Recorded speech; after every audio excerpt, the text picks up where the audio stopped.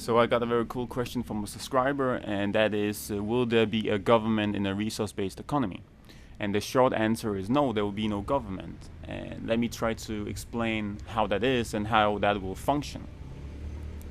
Well, first of all, we need to understand a little bit what the government does. The government tries to impose its rules on its citizens. It tries to protect its citizens.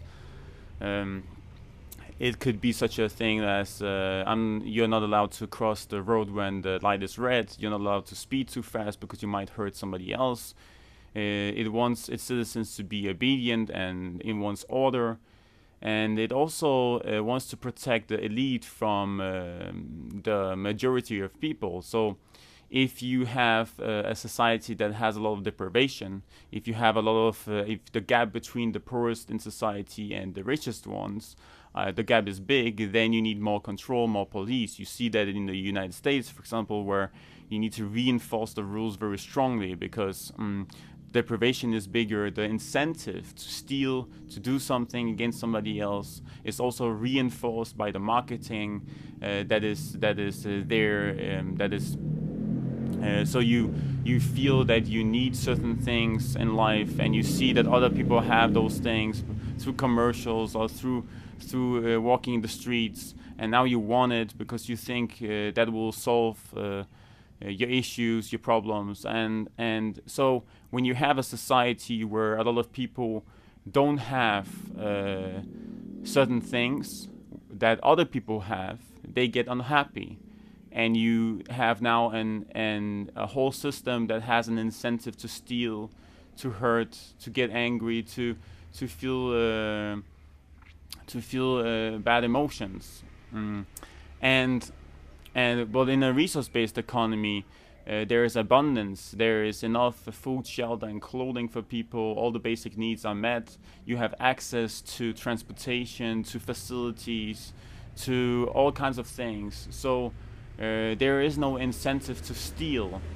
If you were to be, put directly inside a resource-based economy from capitalism, you might start hoarding in the beginning, but very soon you will understand that just around the corner you have abundance of this, you have abundance of that, and you will stop doing that thing because the incentive is simply not there. Therefore, there is no need for police. And if you were to do something that is, let's say you would hurt another person, in a resource-based economy, you would probably look more on why that thing happened. What was the reason for the behavior that occurred? And you maybe remove this person from society, not put them in prison, but remove them, maybe put them in some like mental institution, try to rehabilitate this person, integrate this person back into society again, taking responsibility for its citizens. The thing regarding, for example, speeding too fast in a car can be solved in other ways. Like, let's say you would remove completely the driver from the vehicle, and you will create a transportation system that is automized. You don't need cars inside the city, so you don't need to impose laws regarding parking. You don't need a law that says that you shouldn't cross the street when the light is the light is red, because maybe you can find another solution. You create this transportation system in a way that it doesn't interfere with people walking around. So you have a much more holistical approach. You're trying to resolve problems instead of just like making rules that are just a more representation of the lack of creativity and the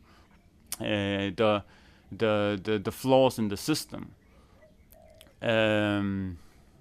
What does the government do more? Well, it wants to preserve itself, and it does so by education.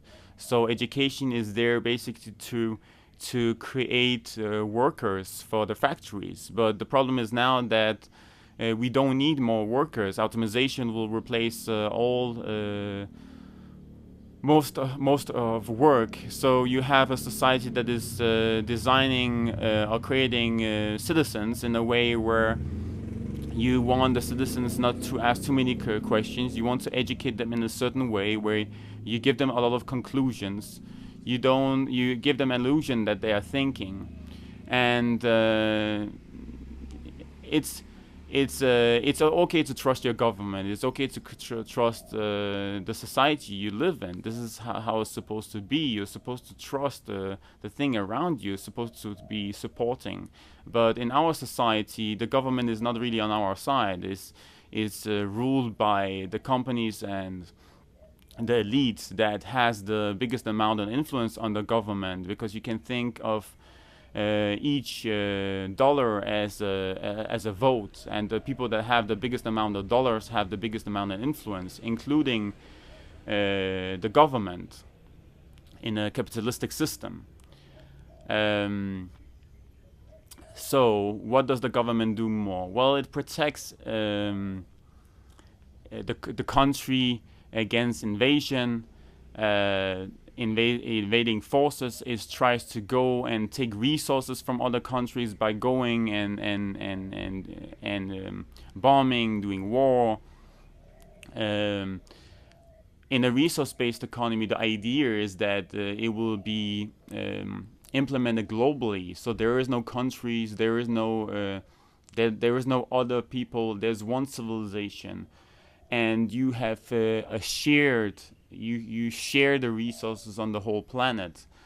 Another thing that is difficult for people sometimes to wrap their head around is who will make the decisions. Well, we'll more arrive at the decision making. And what I mean with that is that decisions are not really decisions. Decisions are more calculation. So, for example, what would be a decision for choosing one type of material instead of another? That will be based on how efficient the material is in doing the thing it's supposed to be doing, and how abundant is the material. And you can see that is a calculation. Where should a building be placed according to the other building? Again, you can calculate those things. And if you have sustainability as the governing rule, and you have well-being as a governing rule, and you use those rules to arrive at the decisions, calculate the decisions, then there is not actually so many decisions that needs to be done. Plus, those two governing rules are very cool in measuring if we are going in the right direction. Are we deviating a little bit? Could we perform better regarding well-being and sustainability? Are we improving well-being? Are we improving the accessibility, the infrastructure? Are we lessening the footprint we have on the world? Do we have the capacity to have even more people? All the time you will improve on this system, because as your knowledge increases, as the knowledge regarding how the world functions, that is basically science, as our understanding of the world improves, we make tweaks to the system.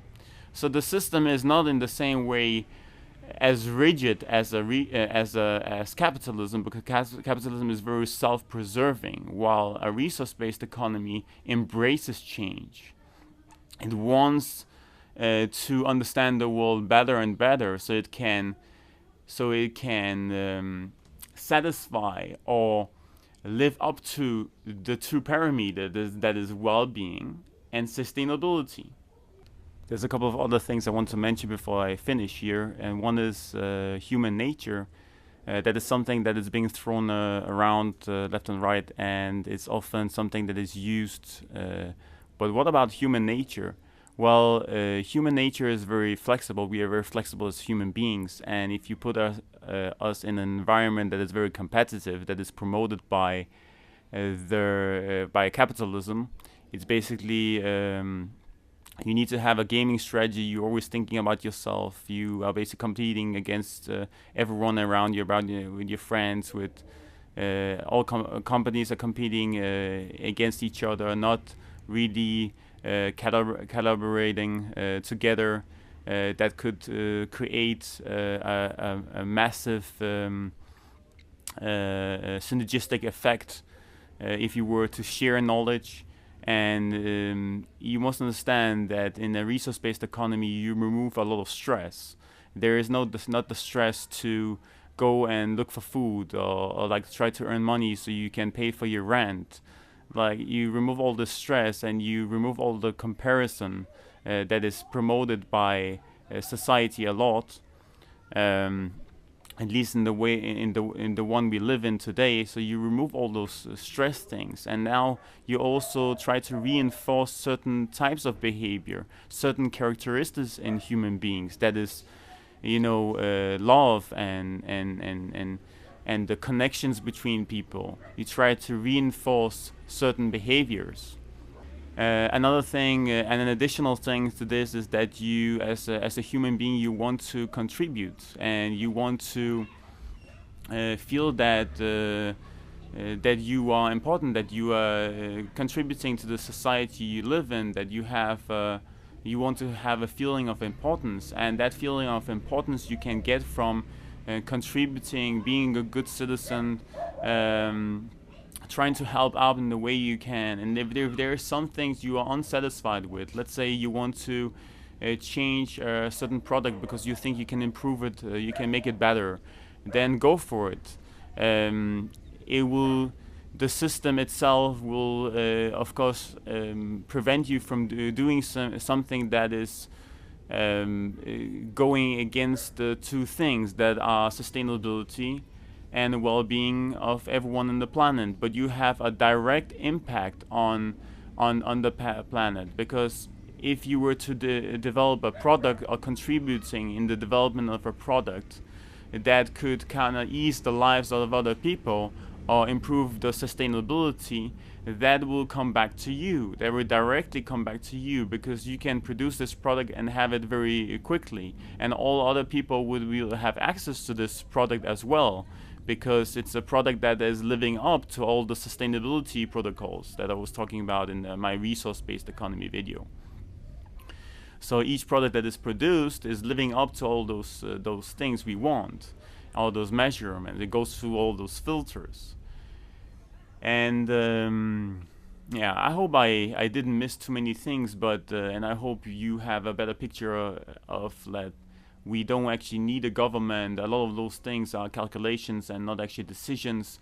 We can create decentralized systems today. We can embed all the science we have and arrive at the decision making. We don't need a government. There is only one thing where it's kind of puzzles me sometimes, and that is if there is a threat coming. Let's say there's a huge object coming towards the Earth, and now we need to focus all our attention on this object that might devastate or destroy the planet. And now maybe we need some kind of like institution or government in such cases. But everything that is happening on the planet is very predictable, and is something that we can do slowly, and yeah, everything is very expected. It's only very unexpected things that might need some kind of government. Yeah, and I guess that is it, and I hope you understand something. And if you have any questions, if you disagree with anything that I'm saying, if you have even some if you feel there's some things you want to expand on, feel free to do so. And if you have more questions, feel free to ask them, and I will try to answer them if I can, if I understand the things good enough to be able to, at least I can comment on them. And thank you for listening so far, and I will see you in some days again. Bye bye.